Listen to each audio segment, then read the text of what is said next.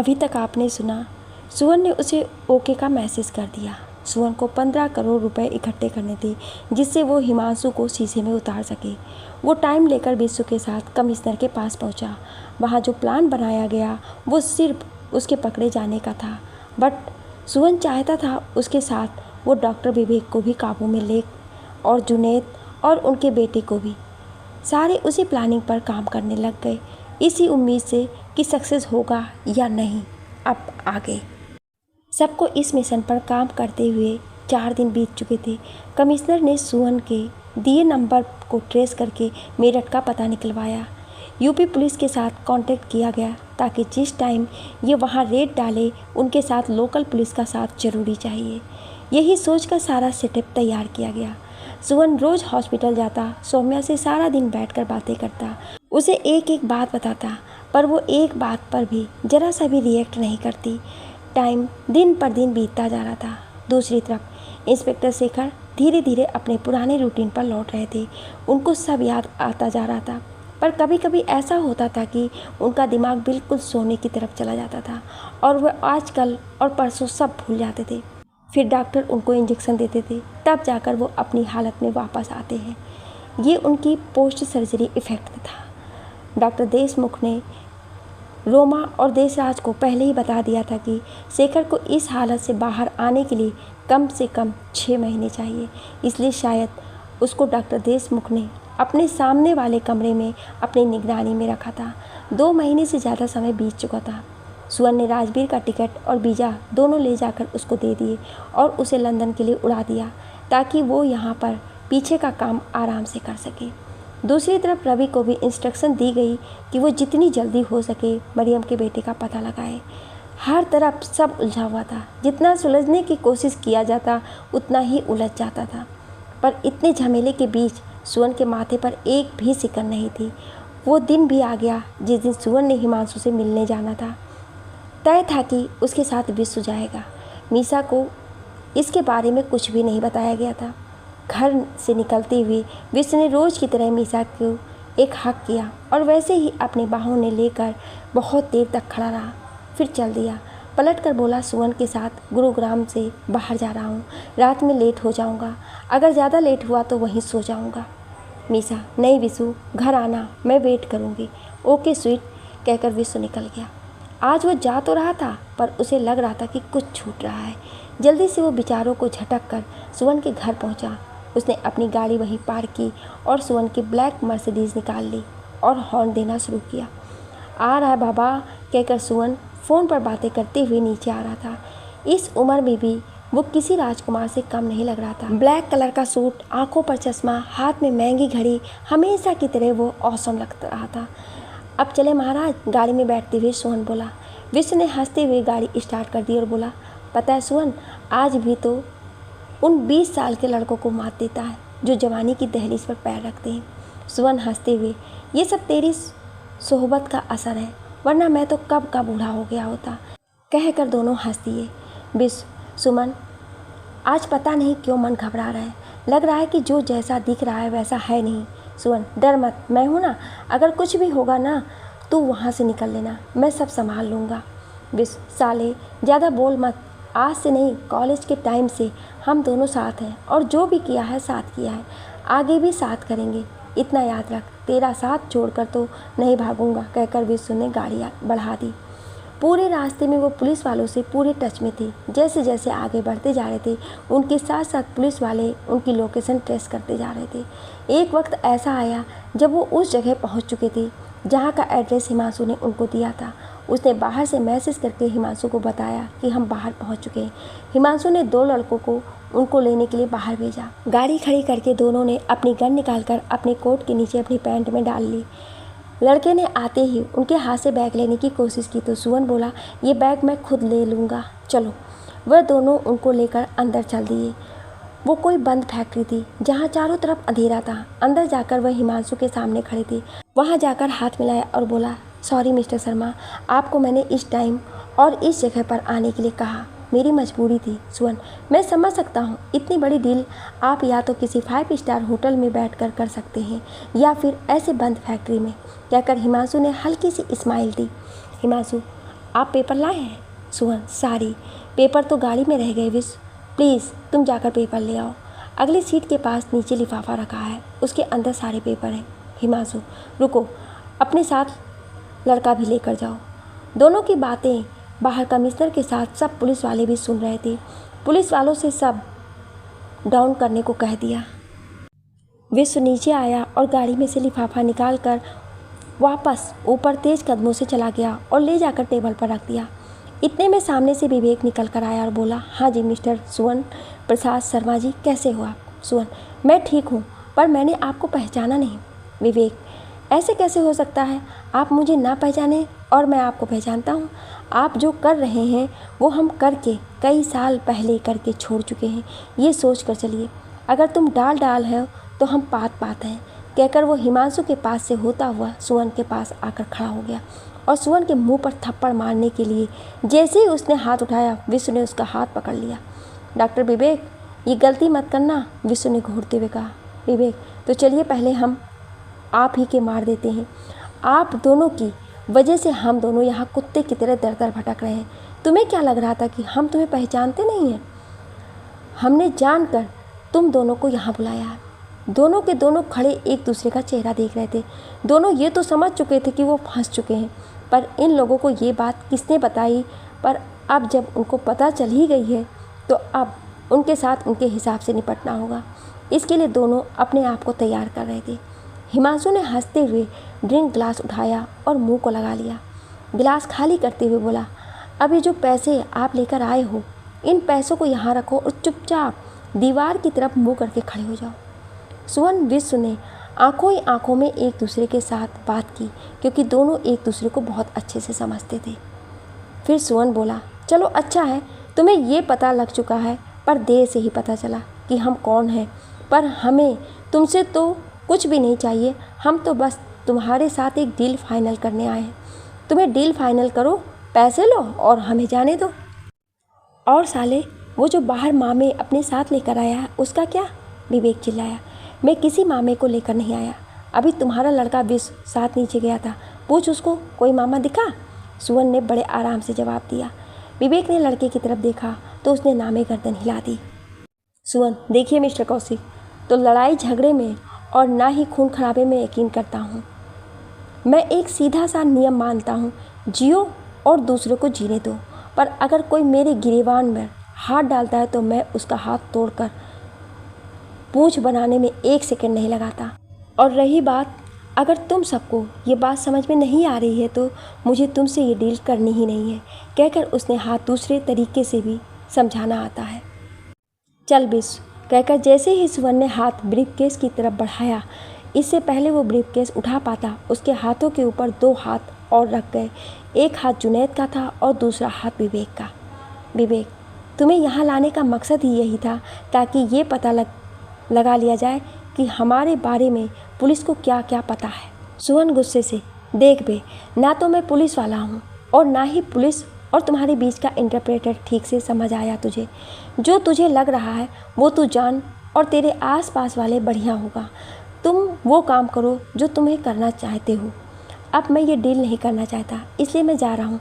कहकर जैसे ही सुवन ने पैर बाहर की तरफ बढ़ाए, उनका रास्ता गोलियों ने रोक लिया। दोनों वहीं के वहीं खड़े रह गए।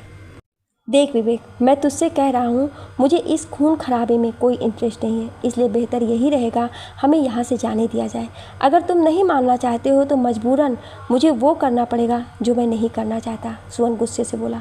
जुनैद, तुम दोनों चारों तरफ से घिरे हुए हो, उसके बाद भी हमें धमका रहे हो। तुम्हें पता भी है कि मात्र 1 सेकेंड में तुम्हारी क्या हालत होगी?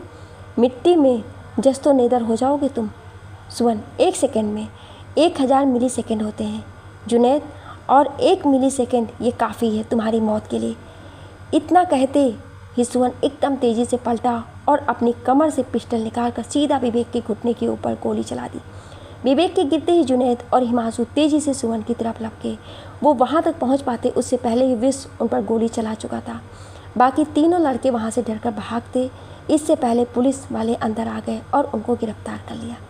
यूपी पुलिस कमिश्नर सुवन के सामने जाकर बोला, तुम्हें किसने हक दिया था गोली चलाने का?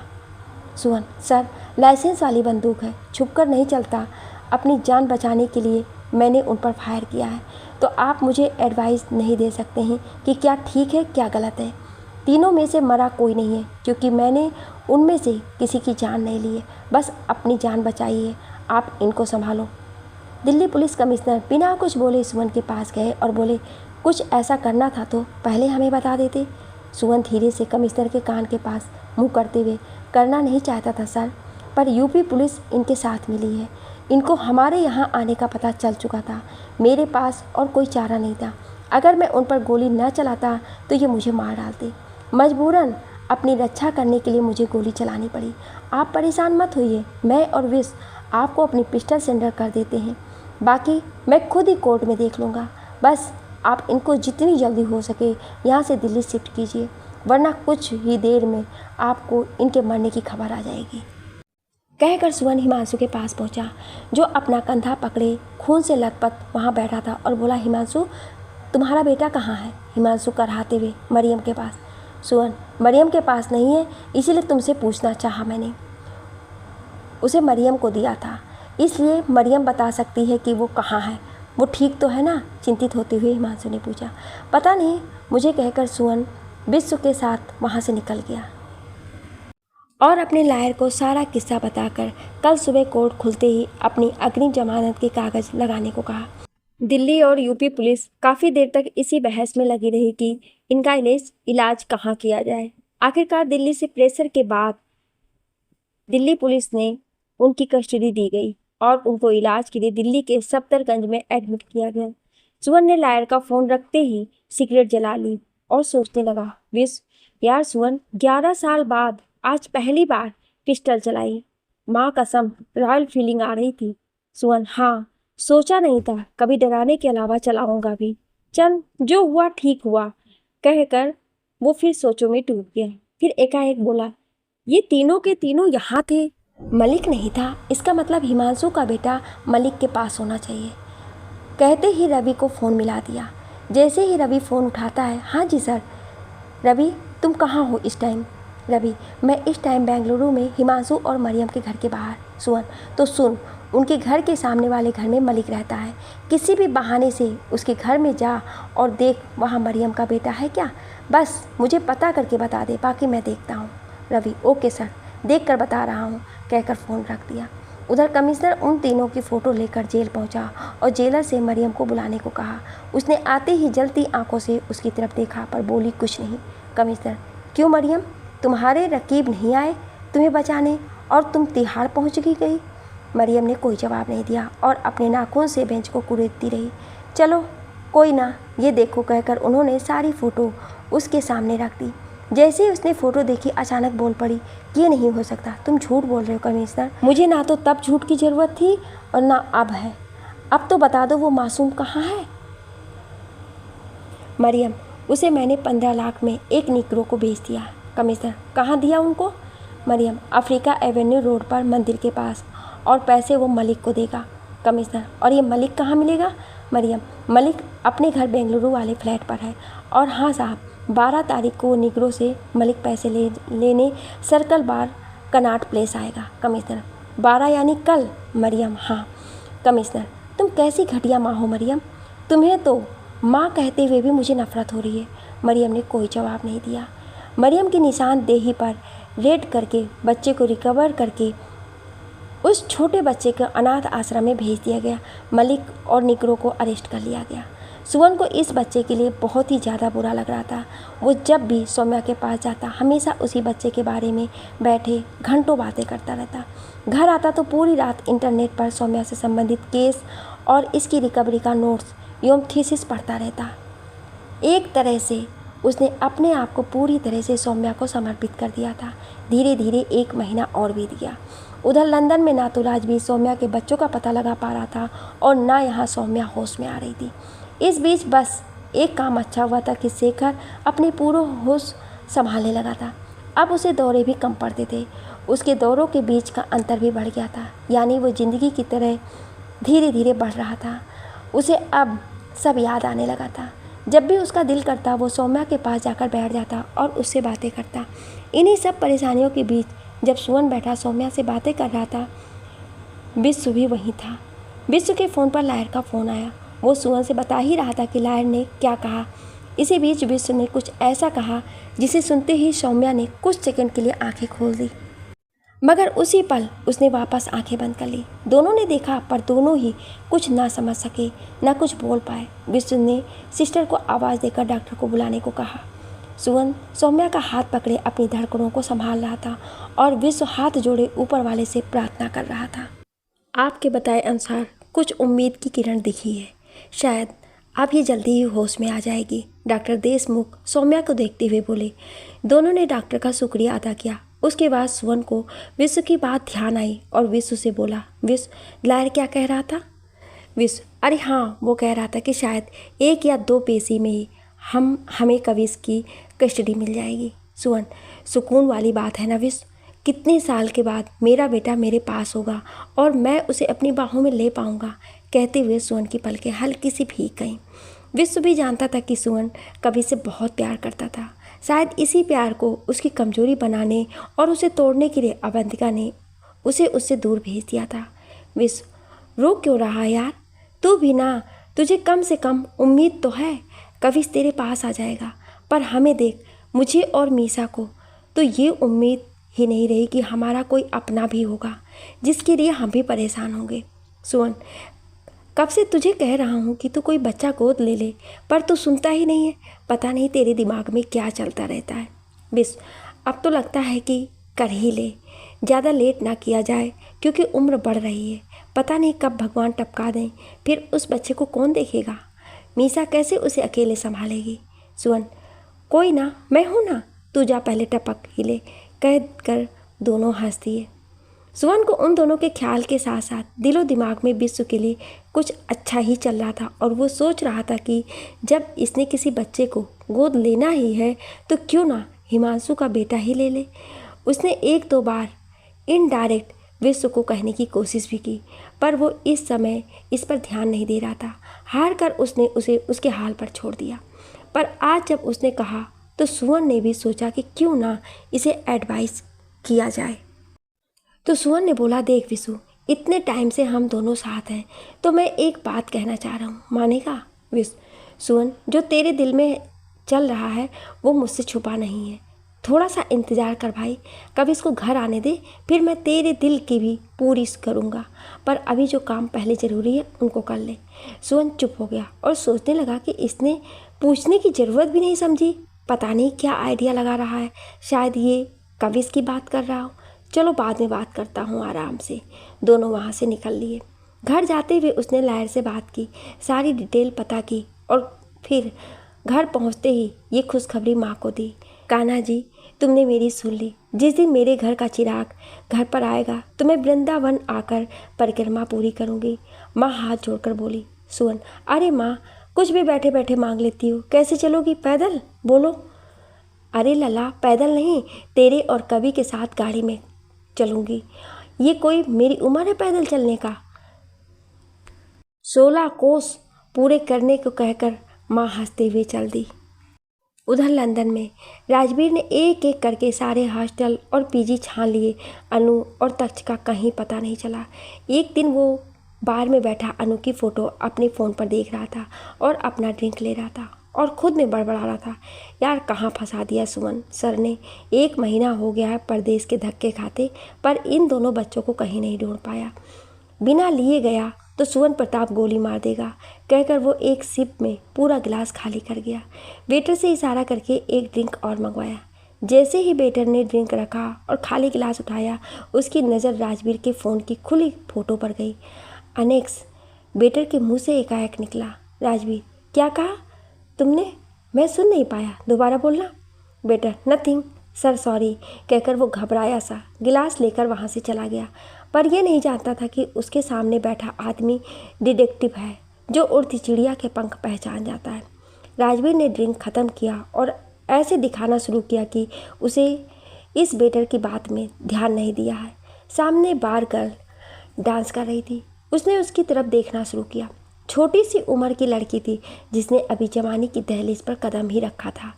उसके शरीर के उभार भी पूरी तरह से विकसित नहीं हुए थे और वो वहाँ डांस कर रही थी। लोगों के छूने मात्र से ही वो कांप रही थी।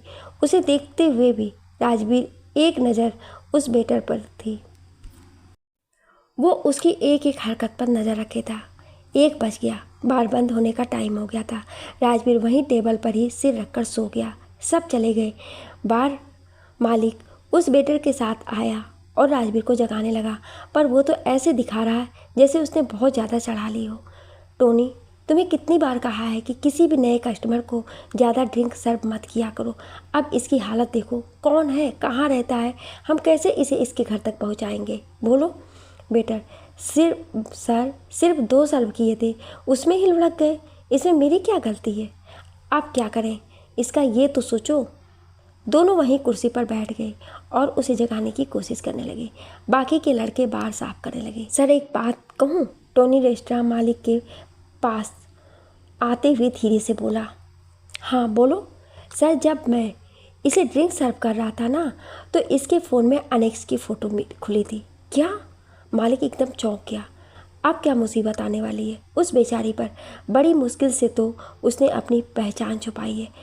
उसे फ़ोन करके अलर्ट कर दें और बोल कुछ दिन घर से बाहर ना निकले। पता नहीं कौन सा खतरा उसके सर पर मंडरा रहा है।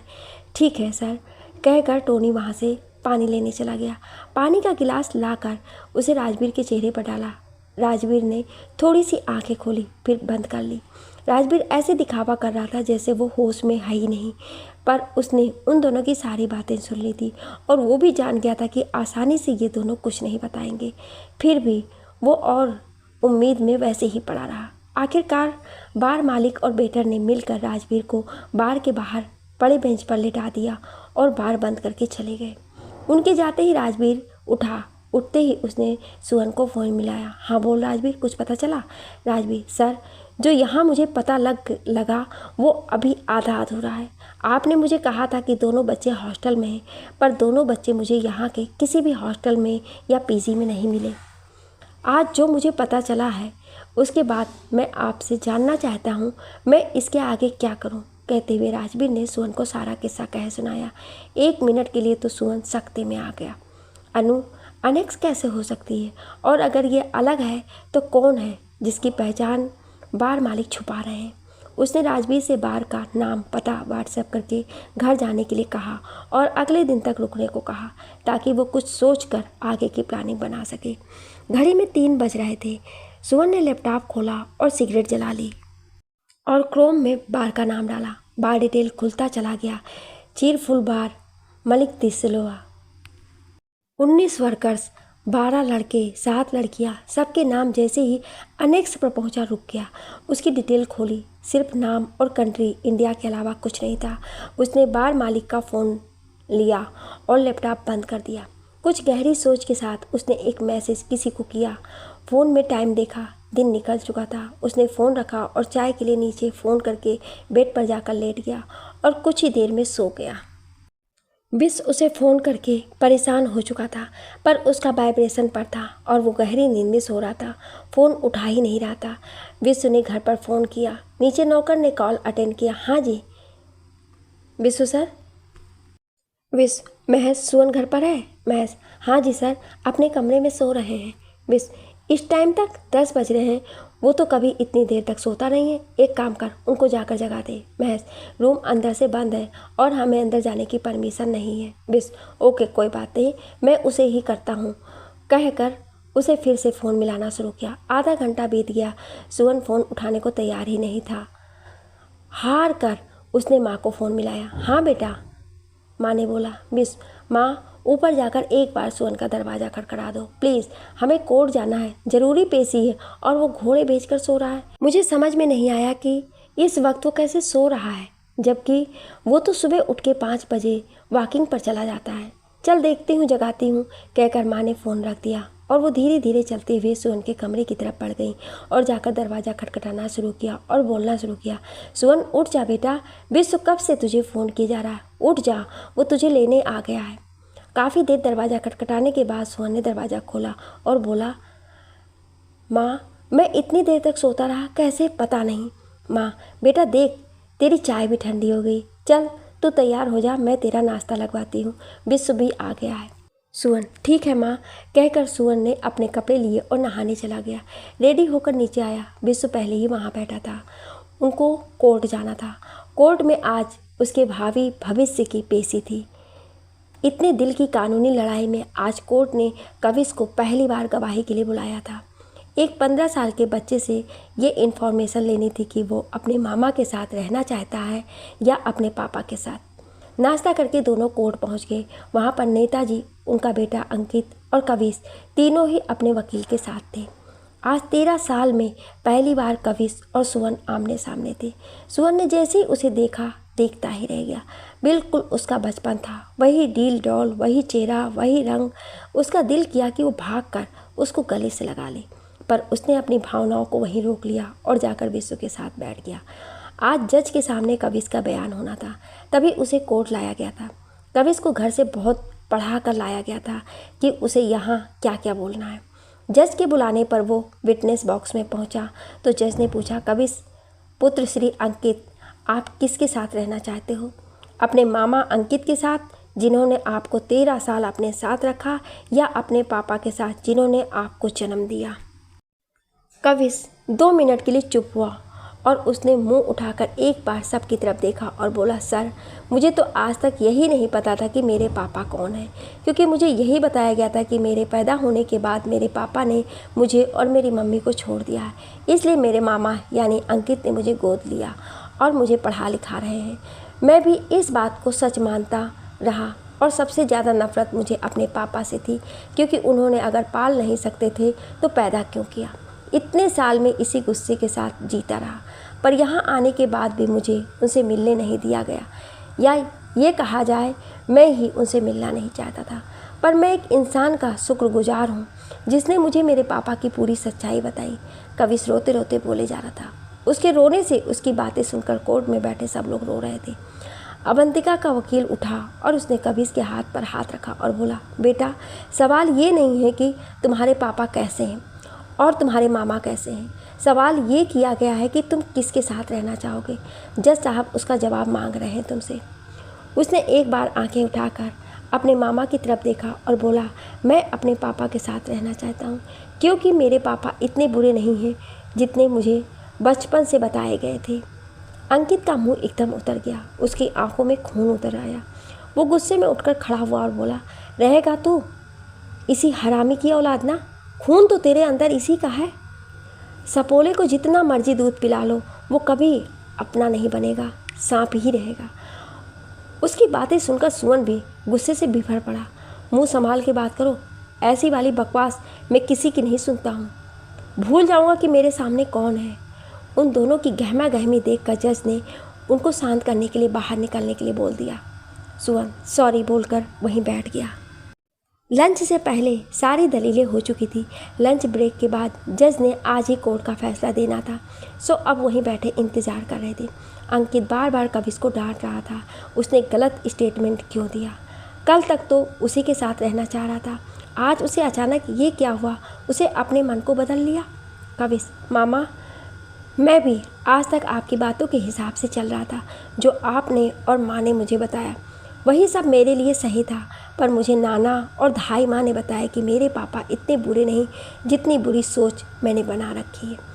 मैंने तुझे यहाँ लाकर ज़िंदगी की सबसे बड़ी गलती की, मुझे यहाँ आना ही नहीं चाहिए था, कहकर अंकित अपने ऊपर गुस्सा उतारने लगा। ब्रेक के बाद आते ही जज ने जो अपना जजमेंट दिया वो सुवन के पक्ष में था। उसे कविश 1 हफ्ते के अंदर पूरी लीगल फॉर्मेलिटी के साथ मिल जाएगा, और अगर कोई इस काम में टांग अड़ाएगा तो उसे अरेस्ट कर लिया जाएगा। पुलिस को ये आर्डर दिया गया कि अब से 5 दिन के अंदर कविश को उसके मामा से लेकर सही सलामत सुवन प्रताप के घर पहुंचाया जाए। जज के जाते ही सुवन खुशी से विश्व के गले लग गया। उसके आंसू नहीं रुक रहे थे। विश्व उसे बार बार चुप करा रहा था। सुवन पीछे से आवाज़ आई। आवाज़ सुन जैसे ही वो पलटा, पीछे नेताजी खड़े थे। बोले, मैं तुम्हारा घर नहीं बचा पाया, उसका मुझे आज तक अफसोस है, क्योंकि मेरी बेटी तुम्हारे साथ कभी खुश नहीं थी, पर तुम्हारा बेटा तुम्हें सौंप रहा हूँ, शायद अपनी गलती का कुछ पश्चाताप कर सकूं, कहकर नेताजी ने उसके कंधे पर हाथ रखा और बाहर निकल गए। सुवन भी अपनी गाड़ी लेकर घर को निकल लिया। पूरे रास्ते विश्व से कविश की ही बातें करता रहा उसका बस चलता तो उड़कर घर पहुंच जाता। घर पहुंचते ही उसने सबसे पहले माँ को ये खुशखबरी सुनाई और फिर फ़ोन करके कारपेंटर और पेंटर को बुलाया और कविश का रूम रेडी करने को कह दिया। उसके बाद उसने गाड़ी निकाली और सीधा सौम्या के पास पहुंचा। उसके पास जाकर बैठा और उसका हाथ अपने हाथ में लिया। उसे भी कविश को बताया। आज वो उसके दिल की धड़कन सुन पा रहा था। सौम्या, जल्दी ही मैं उन दोनों बच्चों को भी घर ले आऊँगा, बस तुम मेरे साथ रहना, कहकर उसने सौम्या के माथे पर किस किया और घर को चला गया। 4 दिन बाद कविश घर पर था। विश और मीसा भी आए हुए थे। आज घर का माहौल बदला हुआ था। जो घर पहले शांत और गुमसुम रहता था, आज वहीं हंसी की आवाज़ें आ रही थी। सबने एक साथ डिनर किया और बैठकर बातें करने लगे। कविश दादी की गोद में सर रखकर बैठा सबकी बातें सुन रहा था। तभी अचानक से उठकर बैठा और सुवन से बोला, पापा, वो औरत कौन है जिसके कारण आपने मेरी माँ को धोखा दिया? सब सन्न रह गए। कवि इससे पहले विश और कुछ बोलता, सुवन ने उसे इशारे से चुप करवा दिया और उठकर वहाँ से चला गया। कविश, विश्व चाचा, मैंने ऐसा क्या कह दिया जो पापा इतने गुस्से में उठकर चले गए? विश, नहीं बेटा, तुमने कुछ नहीं कहा। अभी तुम्हें कुछ पता नहीं, टाइम लगेगा थोड़ा सा सब चीज़ें देखने और समझने में। इससे ज़्यादा मैं कुछ नहीं कहूँगा। विश्व ने उसके सर पर हाथ रखा और मीसा के साथ चला गया। उसने एक बार दादी की तरफ देखा। दादी ने एक फीकी सी मुस्कान उसके लिए छोड़ दी और उठकर अपने कमरे की तरफ चली गई। कविश अकेला यहाँ बैठा रह गया। उधर सुवन वहाँ से अपने कमरे में पहुँचा तो बालकनी में जाकर सिगरेट जला ली। उसके दिमाग में रह रहकर कविश का वही प्रश्न पूछ रहा था कि वो औरत कौन थी जिसके लिए उसने उसकी मम्मी को छोड़ा। पर उसने तो अवंतिका को कभी छोड़ा ही नहीं। फिर अवंतिका ने कविश से झूठ क्यों बोला? इसका जवाब सिर्फ अवंतिका के पास था, जो भी इस दुनिया में नहीं थी। तो अब जो भी करना था सुवन को अपने हैंड पर करना था। पूरी रात उसने सोचती हुई गुजार दी। दिन निकल आया था, तभी उसके फ़ोन पर एक फ़ोन बजा। जैसे ही उसने उठाया, उधर से आवाज़ आई, हेलो सर, दे सिल्वा से आपकी मीटिंग अगले सैटरडे सेट कर दी गई है। आप ये बताइए आप कब आ रहे हैं? सुवन, मैं जल्दी से जल्दी आने की कोशिश करता हूँ। ओके सर, कहकर उस आदमी ने फ़ोन रख दिया। सुवन ने राजवीर को फ़ोन किया और बोला, मैं अगले हफ्ते तुम्हारे पास आ रहा हूँ। तब तक तुम सिर्फ इन्फॉर्मेशन इकट्ठे करोगे। उसके अलावा अपने जासूसी दिमाग को ज़्यादा मत चलाना। मैं वहीं आकर देखता हूँ। Rajveer, okay sir. सुवन, बस मुझे इन्फॉर्मेशन सारी चाहिए। आज से लेकर तुम्हारे पास 12 दिन है। Rajveer, okay sir. इन 12 दिन में सुवन ने सोच लिया था कि उसे कविश के दिमाग से हर चीज़ कैसे क्लियर करनी है। वो रेडी हो के नीचे पहुंचा। माँ नीचे ब्रेकफास्ट कर रही थी। माँ ने महज को आवाज़ लगाकर सुवन के लिए ब्रेकफास्ट लगाने को कहा। माँ, कविश कहाँ है? सुवन ने पूछा। अभी आ रहा है बेटा, महज उसे बुलाकर आया है, माँ ने जवाब दिया। इतने में कविश ऊपर से भी आया और बोला, गुड मॉर्निंग पापा। सुवन, गुड मॉर्निंग बेटा। कविश, पापा, कल आप मुझसे गुस्सा होकर चले गए, उसके लिए सॉरी।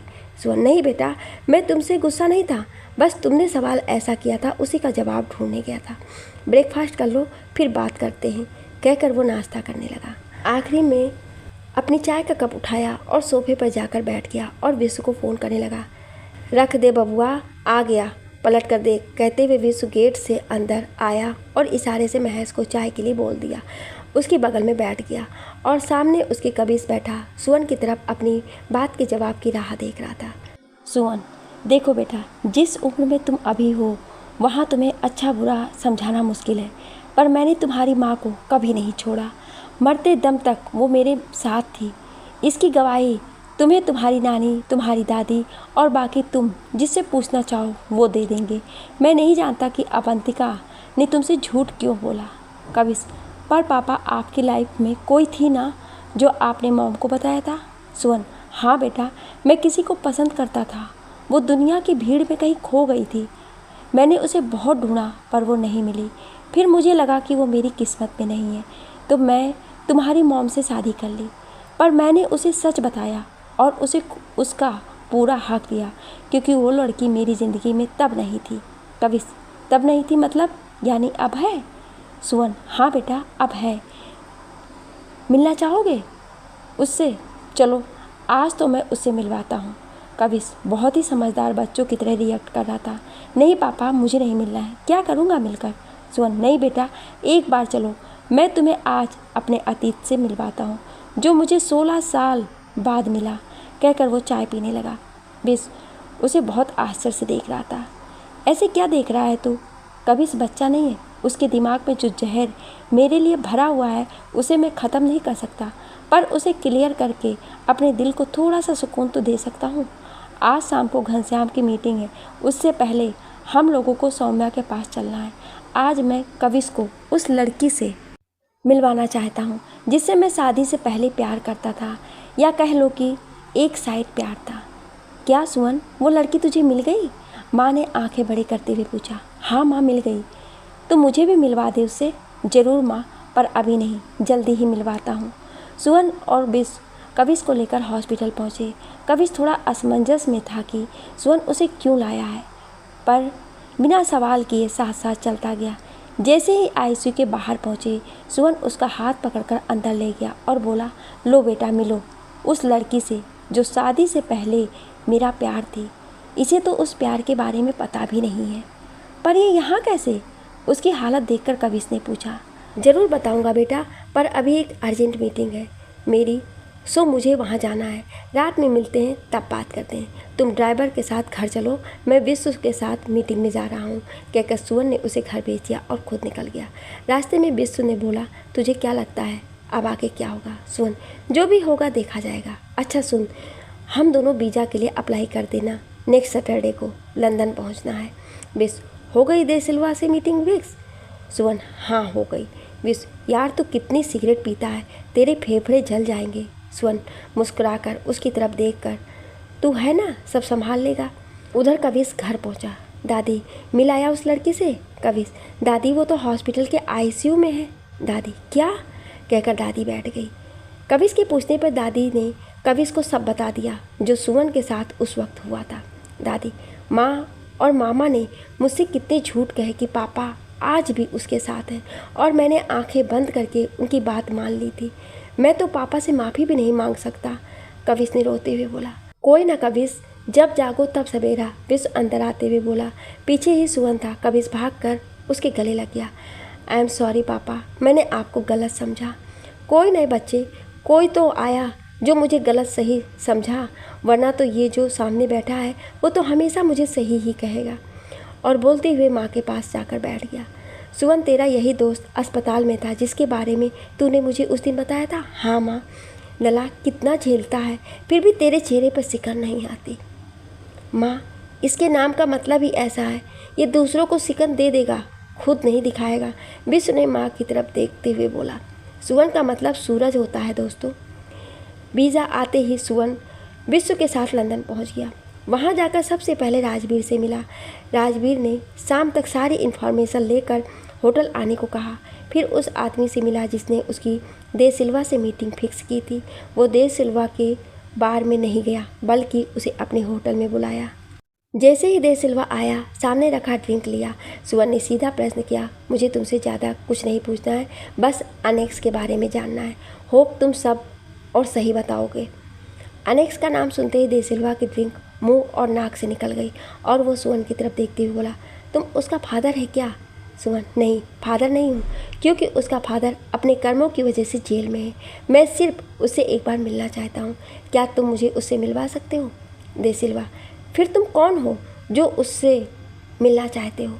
सुवन, तुम्हें बताऊँगा तब भी तुम समझ नहीं पाओगे, इसलिए अपने दिमाग को ज़्यादा मत घुमाओ। जो पूछा है वो बताओ, कर सकते हो या नहीं? De Silva, well I try my best, और अगले दिन आने को कहकर चला गया। शाम में राजवीर पूरी रिपोर्ट लेकर सुवन के रूम में आया। उसकी रिपोर्ट देखते ही सुवन और विश्व के चेहरे का रंग बदल गया और वो दोनों एक दूसरे को देखने लगे। अलेक्स अलग अलग लड़कों और आदमियों के साथ अलग अलग जगह पर थी। ये कहना गलत नहीं होगा कि शायद उसने अपना पेट भरने के लिए जींस फरोशी का काम शुरू कर दिया था। वैसे तो लंदन में ये लीगल है, पर फिर भी ये गलत था। इन फोटो को देखकर सुवन को खुद पर गुस्सा आने लगा, क्योंकि अभी अलेक्स मुश्किल से 16-17 साल की थी। एक फ़ोटो में उसके साथ टच भी खड़ा था। वो समुद्र के किनारे बीच की थी। दोनों भाई बहन एक दूसरे के बाहों में बाहें डाले समुद्र के किनारे चल रहे थे। विश्व, मैं गलत नहीं हूँ, ये अनु और तच ही हैं, सुवन बोला। उसने डेविल्स को फ़ोन किया और बोला कि कल हर हाल में एलेक्स को लेकर उसके पास आए। राजवीर, तूने ये पता लगाया कि ये दोनों कहाँ रहते हैं? नहीं सर, उनके घर का अभी तक पता नहीं लग पाया है। डेमिट, कितने दिन से ये काम कर रहा है, तुझे अब तक काम करना नहीं आया? मैंने तुझे यहाँ पर ऐश करने, गोरियाँ देखने या दारू पीने भेजा था, जो तू कितने दिन में इनके घर का पता नहीं लगा पाया? 12 दिन दिए थे मैंने तुझे। सुवन गुस्से से चिल्ला रहा था। राजवीर, सर मैंने बहुत कोशिश की पर मुझे इन दोनों के घर का पता नहीं लग पाया। तो एक काम कर, अपना सामान बांध और वापस इंडिया पोर्ट पर जा। जितना काम तूने किया वही काफ़ी है मेरे लिए, बाकी उसके आगे का मैं देख लूँगा, कहकर सुवन विशु के साथ बात करने लगा। यार सुवन, तू बहुत गुस्सा करने लगा है, कुछ तो अपने गुस्से पर कंट्रोल रखना सीख। तुझे पता है विशु, मेरे कारण वो छोटी सी बच्ची कितनी गलत हाथों में चली गई और मैं उसको बचा नहीं पाया।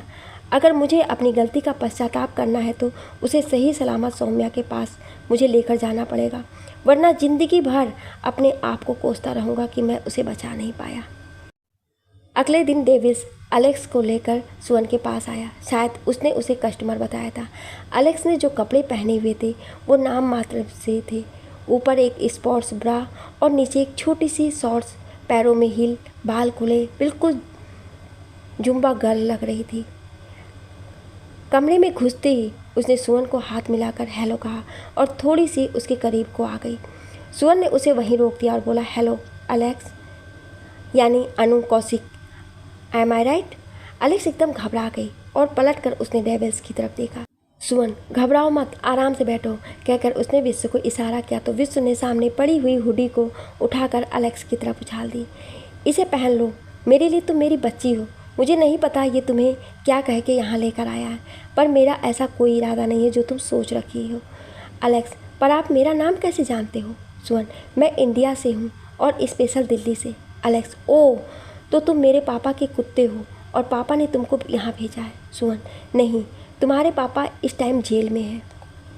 एलेक्स, उसे ऐसे इंसान को तो नरक में होना चाहिए था, जेल तो उसके लिए बहुत छोटी जगह है। अनु का गुस्सा उसकी आंखों से उबल रहा था, उसकी आंखें लाल हो गई थी और वो गुस्से में अपना हाथ सोफे की हत्ती पर मार रही थी। सुवन, मैं यहाँ तुम्हें लेने के लिए आया हूँ, मेरे साथ इंडिया चलोगे?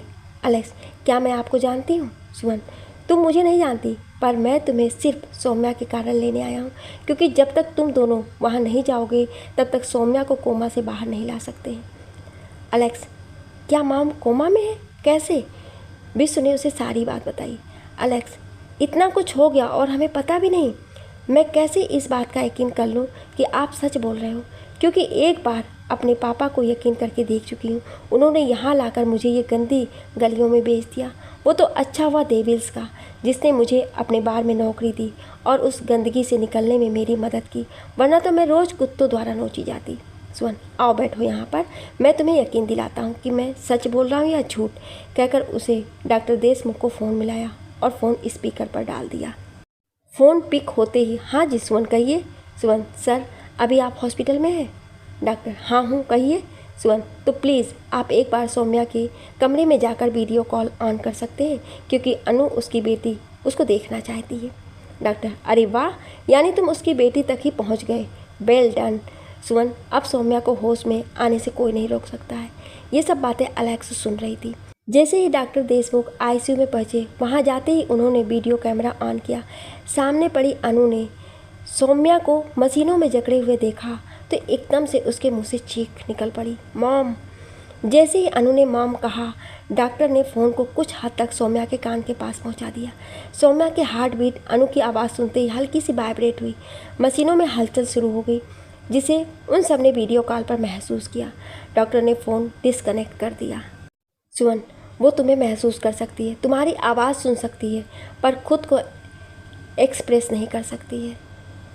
हिमांशु कौशिक ने प्रॉपर्टी के चलते उसके शरीर में इतना ज़्यादा दर्द भर दिया, उसने उस दर्द के साथ सोना मंजूर किया, लेकिन इस दुनिया को दोबारा देखना मंजूर नहीं किया।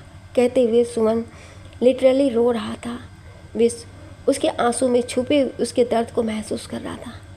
उसे रोता देखकर एलेक्स ने पूछा, पर आप कौन हैं और आपको मेरी माँ के साथ इतनी हमदर्दी क्यों है? इससे पहले सुवन कुछ कहता, विश्व बोला, इसका जवाब अगर तुम्हें इंडिया चलकर दिया जाए तो वो ज़्यादा बेहतर होगा, क्योंकि हमारे पास समय बहुत कम है। अगर तुम्हें अभी भी प्रूफ चाहिए तो मैं वहाँ से डॉक्टर से तुम्हें रिटर्न में मंगवा देता हूँ।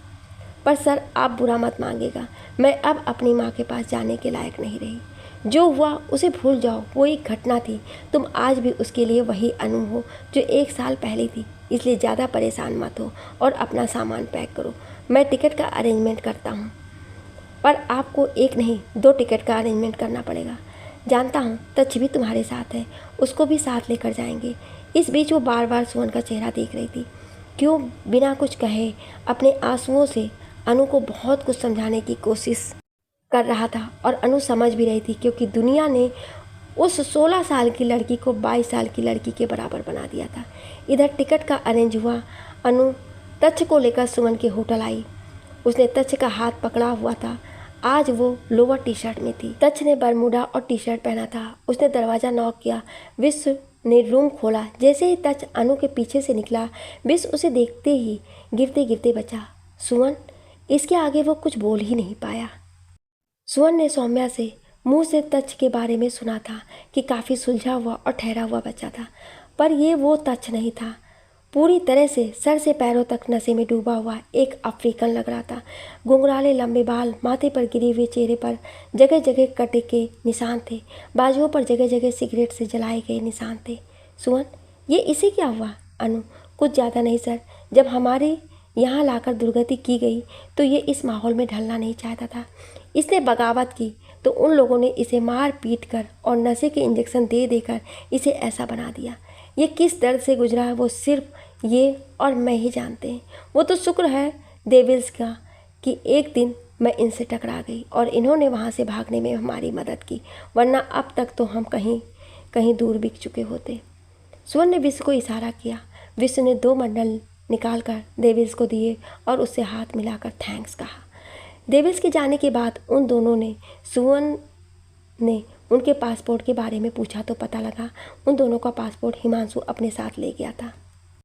उसके बाद सुमन ने विश्व को इंडियन एम्बेसी कांटेक्ट करने को कहा ताकि जितनी जल्दी हो सके उन दोनों के पासपोर्ट बन जाए। एम्बेसी वालों ने 4 से 6 दिन का टाइम मांगा और तत्काल में उनका पासपोर्ट बनवा दिया। 6 दिन के बाद पासपोर्ट उनके हाथ में था। इन चारों ने जाने की टिकट करा ली। सुमन अपनी जीत पर खुश था। अब वो सौम्या को वापस होश में ला सकता था। 2 दिन बाद फ्लाइट पकड़ी और इंडिया की तरफ रुख किया। रास्ता बहुत लंबा था। सबको जल्दी थी कि घर पहुंचने की और अपनों से मिलने की। सुमन और विश्व एक साथ बैठे थे, तच और अनु एक साथ। अनु अपनी सीट से थोड़ा सा आगे होकर बोली, विश्व अंकल, क्या आप मेरी सीट चेंज कर सकते हैं? विश्व ने इशारे से क्यों पूछा। अनु, मुझे सुमन अंकल के पास बैठना है ताकि उनसे कुछ बातें कर सकूं। ओके कहकर विश्व ने सीट चेंज कर ली। अनु सुमन के पास आकर बैठी और हाथ बढ़ाते हुए बोली, हाय सुमन प्रताप शर्मा, मैं अनु कौशिक फ्रॉम इंडिया, क्या आप मुझसे दोस्ती करेंगे? सुनकर सुमन ने हंसकर उसका बढ़ा हुआ हाथ पकड़ लिया। 2 मिनट की शांति के बाद अनु बोली, तो आज से हम दोस्त हैं। सुमन, श्योर। अनु, तो मैं कुछ पूछना चाहूँ? सुमन, ओके पूछो। अनु, अब आप मुझे एक बात बताएंगे कि आपने हम दोनों और मेरी माँ के लिए इतना कुछ क्यों किया? सुमन, अनु, मैं तुम्हें सच बताऊंगा, पर तुमसे अभी वो बर्दाश्त नहीं हो पाएगा। वक्त आने पर मैं बता दूंगा, ये वादा है मेरे दोस्त।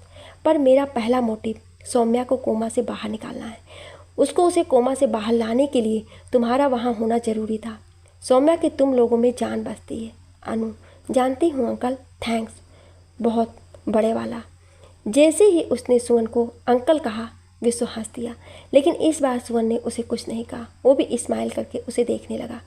लंबे ट्रेवल के बाद वो लोग इंडिया पहुंचे। जैसे ही दिल्ली एयरपोर्ट पर लैंड किया, कविश ड्राइवर के साथ उनको लेने आया हुआ था। उनको देखते ही हाथ हिला दिया। सुमन उसे देखते ही, अरे कविश बेटा, तुम क्यों आए? हम अपने आप आ जाते। कविश, पापा, पहली बार ये मौका मिला है कि मैं किसी को लेने आ पाया, तो ये मौका मैं अपने हाथ से कैसे जाने देता, कहकर उसने सुमन को हक किया। सुमन, आओ बेटा, इनसे मिलो, ये अनु और तच हैं। कविश ने दोनों से हाथ मिलाया। पापा, आपके लिए और बिशु चाचू के लिए एक बड़े वाला सरप्राइज़ है। जब आप घर आएंगे तब आपको मिलेगा। बिश, हे मेरे लिए? अच्छा, थोड़ा सा बता दे क्या है लाला? अभी नहीं, मेरा सरप्राइज़ ख़राब मत करो, कहकर कविश हंसने लगा। सुवन भी हंस पड़ा। कविश, तुम सबको लेकर घर जाओ, मैं हॉस्पिटल होकर आता हूँ। मैं भी साथ चलता हूँ, विश्व बोला और उसके साथ हॉस्पिटल चला गया। सुवन वो काफ़ी दिन से सौम्या से मिला नहीं था। आज जी भर करके उसे देखना चाहता है और उसे खूब सारी बातें करना चाहता था। तेज कदमों से चलता हुआ वो सौम्या के पास पहुंचा और जाकर उसके माथे पर किस की और उसका हाथ पकड़कर बैठ गया और बोला, सोमी सॉरी यार, तुमसे इतने दिन दूर रहा, एक एक पल तरसा हूँ तुमसे मिलने को, पर मजबूरी थी। जान मेरी जाए बिन कुछ नहीं हो सकता है, पर अब मैं तुम्हारी अमानत लंदन से ले आया हूँ, जल्दी ही तुमसे मिलवाता हूँ, बस तुम आंखें खोल दो, इनमें मुझे फिर से खुद को देखना है। बोलते हुए वो लिटरली रो रहा था। उसके बाद उसने जो जो लंदन में हुआ सौम्या को सब बताना शुरू किया। कल सुबह से शाम हो गई, उसे पता भी नहीं चला। डॉक्टर देशमुख अंदर आए, उसे देखकर सुवन उठकर खड़ा हो गया और मिस्टर शर्मा, कांग्रेस आपकी सक्सेस के लिए। थैंक्स डॉक्टर, बताओ कब लेकर आऊँ दोनों बच्चों को, सुवन ने पूछा। डॉक्टर देशमुख, नॉट नाउ, पहले कल मैं इनके सब टेस्ट करवा लूँ, उसके बाद बताता हूँ। मैं नहीं चाहता कि बच्चों को यहाँ देखकर ये एकदम जागे और शौक में हमें ज़्यादा नुकसान उठाना पड़े। बहुत सोच कर कदम उठाएंगे हम, सुवन। ओके डॉक्टर, जो आपको ठीक लगे। सुवन वापस बैठ गया और फिर सौम्या से बातें करने लगा। जल्दी ही तुम्हें घर लेकर जाऊंगा, बस थोड़ा सा इंतज़ार और सोमी। तभी पीछे से विशु ने आकर कंधे पर हाथ रखा और बोला, अब घर चले, माँ और मीसा फ़ोन कर करके मेरी जान खा गई हैं। सुवन चल कहकर उठा और सौम्या के माथे पर दोबारा किस करके बोला, जल्दी आता हूँ जान, अपना ख्याल रखना मेरे आने तक। रास्ते में उसने कमिश्नर को फ़ोन करके मिलने को कहा तो उन्होंने नेक्स्ट डे मॉर्निंग का टाइम दिया। सुवन यार, कैसे तेरे दिमाग में एक साथ इतना कुछ एक साथ चलता है। तेरे साथ रहकर बहुत कुछ सीखा है और बहुत कुछ सीखना है, विशु गाड़ी चलाते हुए बोला। सब तेरी कृपा है विशु, अगर तू ना होता तो मैं आज कुछ ना होता, सुवन ने सिगरेट जलाते हुए कहा। ना होता से तेरा क्या मतलब, यहाँ सुवन वहाँ विश्व, दोनों ही अधूरे हैं एक दूसरे के बिन, समझा तू। बातें करते करते दोनों घर आ पहुँचे। गाड़ी पोर्च में खड़ी करके दोनों अंदर पहुँचे तो दोनों ड्राइंग रूम में देखकर ठिठक गए और एक दूसरे का मुंह देखने लगे। दोस्तों, सुवन और विश्व के लिए क्या सरप्राइज था घर पर, जिसे देखकर वो दोनों चौंक गए। सौम्या का क्या होगा, सुवन की मेहनत रंग लाएगी? क्या आप अगला भाग सुनना चाहते हैं तो कमेंट में यस जरूर लिखिएगा। Thank you.